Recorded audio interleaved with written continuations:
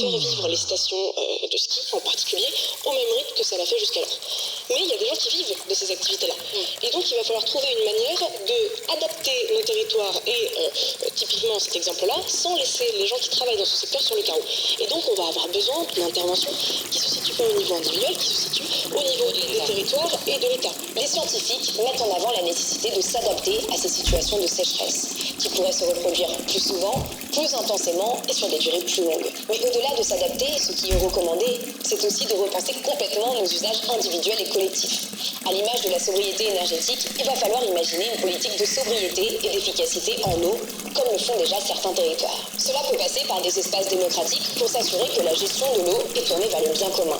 Des villes comme Lyon ou Grenoble ont par exemple décidé de reprendre la gestion de l'eau.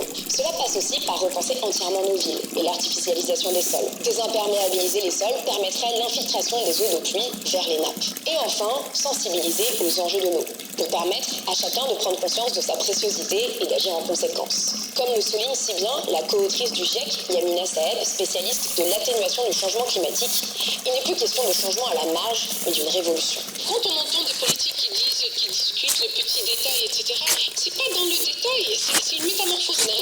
C'est une véritable révolution intellectuelle et sociale qu'il faudrait. Les questions soulevées par le manque d'eau démontrent la nécessité, encore et toujours, de réduire nos émissions de gaz à effet de serre, mais aussi de nous adapter et de trouver des réponses face au dérèglement climatique qui refaçonne notre monde. Des réponses politiques et économiques qui acceptent que le climat n'est plus le même et que nous devons agir en conséquence pour garantir le bien-être et la sécurité alimentaire et hydrique de tous.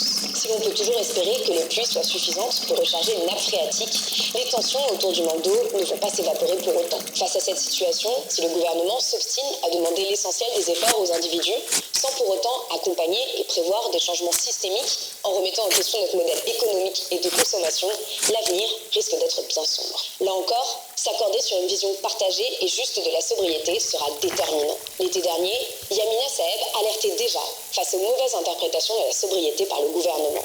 La sobriété n'est pas l'austérité, bien au contraire. Les politiques de sobriété préservent l'accès pour tous aux services essentiels en éliminant les consommations superflues des plus aisés. Et contrairement aux idées reçues, les citoyens ne pourront avoir des comportements sobres que si, et seulement si, les politiques publiques mettent d'abord en place les solutions nécessaires pour que les activités essentielles au bien-être de tous se déroulent dans le respect des limites planétaires.